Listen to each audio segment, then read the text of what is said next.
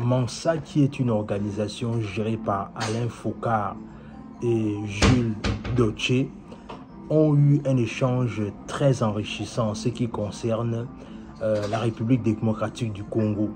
Là où en fait il était question de faire en sorte que les jeunes penseurs de la diaspora arrivent à travailler avec les chefs d'État africains.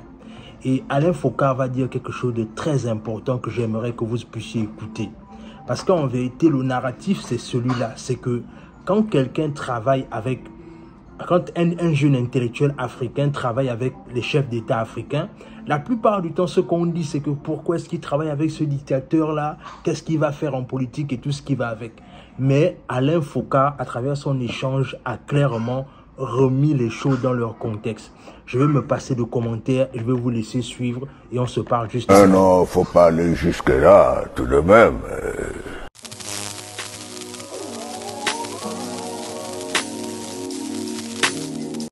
Je suis philosophe, enseignant à l'université de Kinshasa, responsable de l'éthique au sein d'Aerobank et président d'une ASBL, cercle axiologique. Comprenez qu'avec tout ça, 60 secondes ne représentent rien, et surtout que je suis philosophe.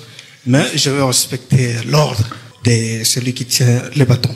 Alors, Cheikh Anta Diop, Kwame Nkrumah et moi-même et tous les autres philosophes sont d'accord que la science est le seul élément fondamental qui doit transformer la société.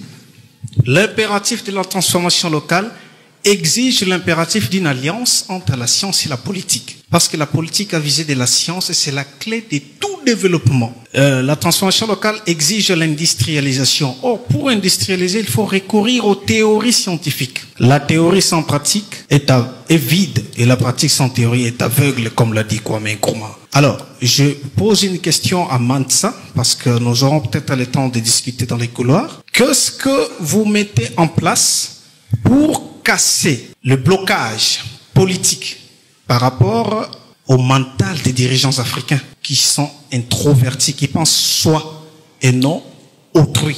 Les projets peuvent être concoctés, mais ça sera bloqué par les gouvernances politiques. Qu'est-ce que Mansa met en place comme proposition pour travailler de concert avec les dirigeants des États afin de réaliser cette alliance entre la science et la politique qui va vraiment faciliter la transformation locale?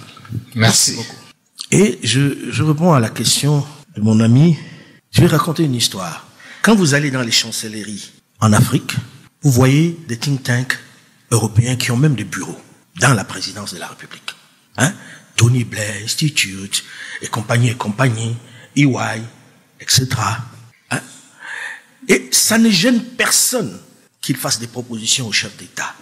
Ça ne gêne personne que ce soit eux qui proposent des solutions pour nous alors qu'ils ne nous connaissent pas. On les encourage. Quand ils débarquent, on va les chercher à l'aéroport avec des motards. Ils découvrent l'Afrique de l'intérieur de leur voiture. Oh, c'est sale ici. Ah, regarde celui-là. Mais c'est eux qui décident auprès de nos chefs d'État. Et Dieu sait que j'en ai croisé pendant les 35 dernières années. Ils sont les rois.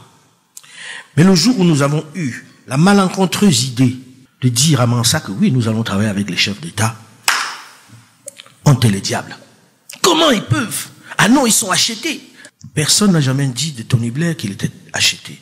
Moi, je me souviens au Sénégal, la bagarre était, ils avaient leur bureau à l'intérieur de la présidence, qui est au même étage que le bureau de Macky Sall. Donc, il avait juste à faire 50 mètres pour être dans son bureau, pour lui proposer une idée pourrie. Et mon frère Albert est là, je vais l'égratigner un peu. Là-bas. Sonos. Wallah, je n'ai pas eu le temps d'envoyer l'argent. Le mondial nous a bien entubés pendant des années. Mais pendant tout ce temps, on n'a pas vu promouvoir ce qu'on appelle le développement. Et je reviens sur le mot développement. Nous n'utilisons pas beaucoup ça chez Mansa parce qu'on le définit différemment. On n'a pas vu promouvoir quelque chose. Mais quand vous voyez le FMI arriver, le président est au garde à vous, devant des jeunes qui ne comprennent rien à notre monde.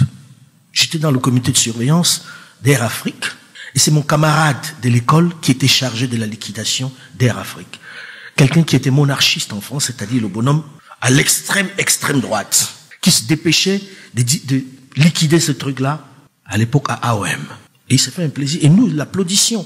Mais dès que vous avez un Africain qui dit « je vais le faire », il est acheté. Nous l'avons vécu au Togo. où dès qu'on a parlé, oh là là, un grand dictateur. Personne n'a essayé de comprendre qu'enfin, les Africains viennent travailler avec un président qui a choisi de travailler avec des Africains.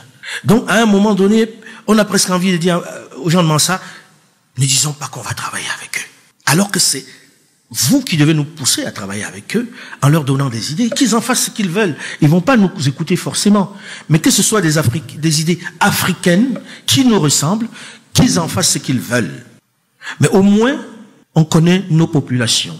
Au moins, on connaît nos problèmes et nous avons travaillé dessus. Et nous travaillons durement dessus. Oui, nous allons travailler avec eux. Et ce n'est pas on se cache pas pour le dire. Le chef qui veut, on lui fait des propositions. Il en fait ce qu'il veut. Mais au moins, il ne dira pas que nous, Africains, ne lui avons rien proposé. Parce que je me souviens qu'Erekou qui dit, ouais, vous mettez à Paris, là-bas, vous bavardez. Mais quand on vous cherche pour travailler, on ne voit personne. Et ça, c'était déjà il y a 20 ans.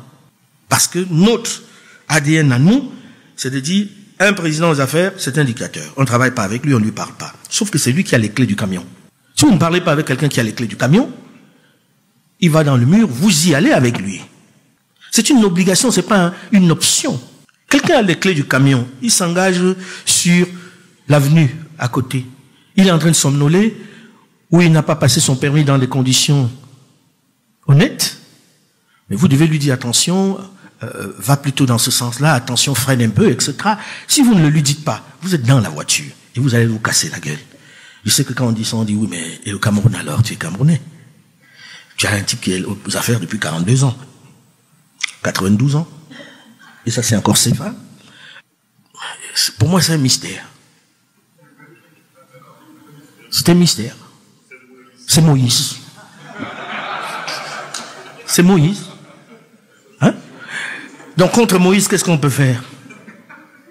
Surtout qu'il a toute l'armée israélienne derrière lui. Je parle de Moïse, hein, je ne parle pas de celui-ci. Maintenant, s'il a les Israéliens, je ne sais pas.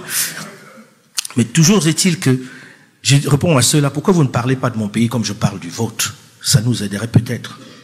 En ce moment, il y a l'élection présidentielle qui se passe au niveau du Gabon. C'est-à-dire, ça va commencer dans quelques semaines là, cette élection présidentielle. Et quand je vois malheureusement beaucoup de frères de la diaspora à qui on fait des procès d'intention parce qu'ils ont rejoint la vision du président Oligui, moi je trouve franchement que à un moment donné, il faut savoir ce qu'on veut. C'est-à-dire, aujourd'hui, on ne peut pas se permettre de dire qu'on veut que les choses changent. Mais à chaque fois qu'on veut amorcer le changement de façon concrète, on est encore en train de dire que voilà, pourquoi tu vas travailler avec tel ou tel politicien, pourquoi tu vas t'associer avec telle ou telle personne. Ça n'a juste aucun sens. À un moment donné, il faut prendre position et il faut faire partir de l'histoire de son pays. L'opposition n'est pas quelque chose sur lequel on doit forcément faire carrière. À un moment donné, il faut participer au changement du pays qu'on veut voir. Donc moi je pense clairement qu'à un moment donné, il faut savoir s'engager et il faut aller loin dans tout ce qu'on veut faire. Dis-moi ce que tu en penses dans les commentaires.